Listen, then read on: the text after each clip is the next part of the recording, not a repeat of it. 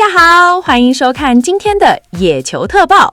今天我們要聊的話題就是效力於底特律老虎隊的李浩宇，在8月份的表現簡直可以用瘋狂來形容。他在打擊區展現出來的侵略性與穩定度，跟賽季初期相比，簡直判若兩人。很多人都在討論李浩宇最近這波打擊爆發，到底是他真的進化成了頂尖打者，還是說這只是一段手感發燙的獻殷期？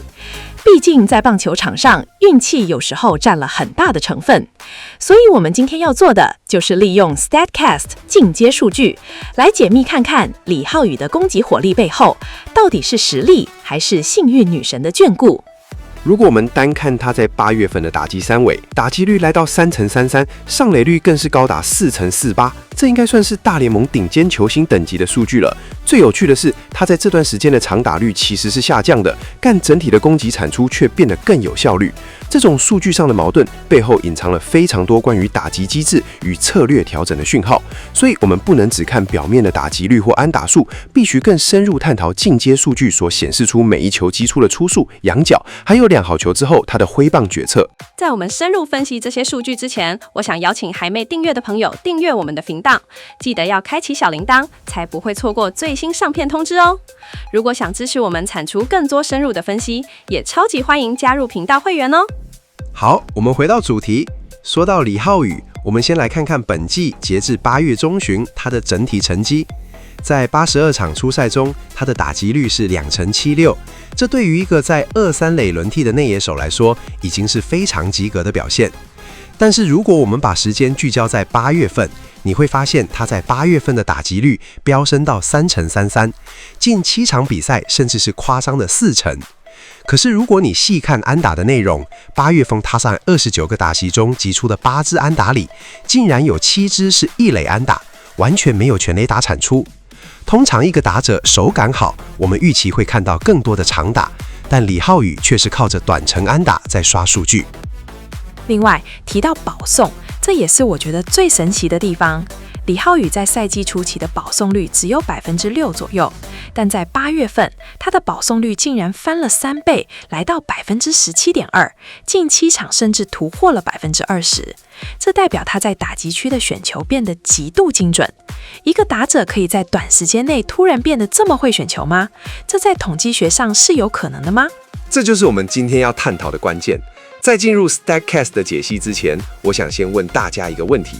李浩宇在8月份的打擊率雖然高達3成33，但根據他的擊球品質，也就是排除掉守備跟球場因素後的預期打擊率 XBA， 大家覺得應該是多少？是比3成33更高，還是其實低很多？這個問題的答案將會直接告訴我們，他這段時間到底拿了多少運氣分。根據 Statcast 系統的計算，李浩宇本賽季的預期打擊率 XBA 其實只有2成38，比起他實際繳出的2成76差了0.038，而他在8月份的落差更明顯。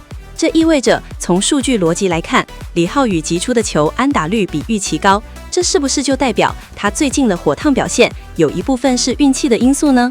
這個結論可能只對了一半，我們必須看 BABIP， 也就是場內安打率。李浩宇本季的數值是.340，而聯盟平均通常是在.300左右。高 BABIP 通常有2個原因，一個是運氣好，球剛好掉在守備空檔；另一個就是打者具備優異的跑壘速度，能把平凡的滾地球變成內野安打。李浩宇的衝刺速度在大聯盟排名是前28.2%，算是有中上水準的快腿。雖然這幫他加了1點分，但要長期維持.340的場內安打率，確實需要一點幸運女神的加持。特別是他在8月擊出了大量的一壘安打，很多可能都是剛好穿過去的強勁平飛球，或者是找洞鑽的滾地球。那力量的部分呢？他7月的時候表現還蠻有長打產出的。甚至對芝加哥小熊還打過一支105.9英里的制勝全壘打。可是為什麼到了8月，他的全壘打產能突然消失了？這種長打能力的校正回歸，是不是也驗證了 Statcast 對他的預測？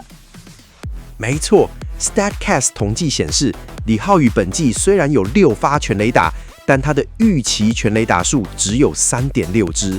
這代表他有將近3發全壘打，可能是因為球場設計或風向才幸運過槍。在那6支全壘打中，只有1支是所謂的絕對全壘打，也就是在全大聯盟30座球場都會飛出去的球。所以他在8月份長打率下降，純長打率掉到 0.042， 這並不是他退步了，應該是他的長打產出回到了他原本力量等級該有的樣子。他畢竟不是像 Giancarlo Stanton 那種重炮手，他的揮棒速度平均是 71.1 英里，這在大聯盟只是及格邊緣。他最強的武器其實不是暴力擊球，而是球棒控制。他有一個數據非常優異，就是 Launch Angle Sweet Spot Percentage 仰角填曲率。這項數據指的是擊球仰角落在8到32度之間的比例，這通常是最容易形成安打的區間。李浩宇在這方面的表現高達 35.6%， 優於聯盟平均。這代表雖然他打得不夠遠，可是卻可以打得非常準。沒錯，這就是他依然維持高攻擊產出的核心競爭力。李浩宇不像某些年輕打者會盲目的追求揮大棒，他似乎非常清楚自己的優勢在於把球打平打準。雖然平均擊球出速只有 88.8 英里，略低於大聯盟平均，但他穩定的將球送入田區的能力彌補了力量的不足。這也帶出了我們今天要討論的另一個重要面向，那就是他的本壘板紀律。如果說安打有運氣成分，那選球這件事在棒球裡可是100%的純實力。很多年輕球員一上到大聯盟，因為想要表現，就會瘋狂追打壞球，最後被投手玩弄在股掌之間。李浩宇賽季初期的追打率超過30%，揮空率也將近30%，這是一個很明顯的缺點。但是他在8月份的表現簡直脫胎換骨，三振率從 23.3% 暴跌到只剩下 10.3%。在最高層級的殿堂，要讓三振率減半，這絕對不是運氣可以解釋的。這代表他對投手的引誘球已經有了很強的抵抗力。在大聯盟，投手跟情報團隊很快就會針對你的弱點。如果你愛打壞球，他們就會投更多壞球給你。李浩宇在8月份展現出來的是他在打擊區變得非常有耐心，這迫使投手不得不把球投進好球帶跟他對決。當投手被迫妥協，李浩宇就能用他優異的球棒控制力，把球擊向防守空檔。這種從積極揮擊到精準選球的轉變，是打者邁向成熟的重要表現。而且我們不能忽視心理因素的影響。我覺得底特律老虎隊的總教練 AJ Hinch， 他絕對不只看 Statcast 的數據，但他更看重球員的功能性。目前老虎隊正在爭取季後賽的關鍵期，球隊需要的是能夠上壘、能夠串聯攻勢的人。李浩宇雖然長打少了，但他高達4.48%的單月上壘率，簡直就是攻勢發動機。但還是有一點很殘酷，就是李浩宇的防守數據其實不太好看。他的進階防守數據 OAA 只有-9，是全聯盟倒數2%的水準。在防守端是負控線的情況下，李浩宇在 Torres 回歸之後，變成先發位置非常不固定。如果想要保住先發位置，他就必須在打擊區更展現出這種超凡的選球與上壘能力。這種生存壓力也是促使他進化的動力。提到防守，確實是李浩宇目前最大的課題。他的傳球臂力只有 79.1 英里，在內野手中間偏弱，這讓他在防守端的容錯率很低。但只要棒子夠強，教練團一定就會想辦法幫他在場上找位置。我們看到他的 Rolling xWOBA， 也就是100個打席的滾動預期加權上壘率，從7月下旬開始就一路攀升，到8月中旬拔到了一個高峰。這條上升曲線說明了他的進步並不是單點的爆發，而是一個持續性的進化過程。沒錯，這種滾動曲線比單一數據更能反映打者的動態趨勢。從這條曲線來看，李浩宇正在經歷一個從適應期到穩定期的轉折。他不再是那個被大聯盟變化球耍得團團轉的菜鳥，而是一個開始能跟投手玩心理戰的打者。總結來說，如果我們要給李浩宇8月份的火力打一個分數，我會說在打擊率的部分，他確實收到了不少來自幸運女神的禮物，未來可能會有一波下修。但在選球眼與比賽理解度的部分，他展現的是扎扎實實的一流實力。這種實力與運氣的交織，成就了他這段時間的數據巔峰。我們也不需要去神化他的高打擊率，因為數據告訴我們那確實有一點點水分。但我們更不應該忽視他在選球紀律上的巨大進步，因為那才是他在這個充滿怪物的聯盟裡生存的終極武器。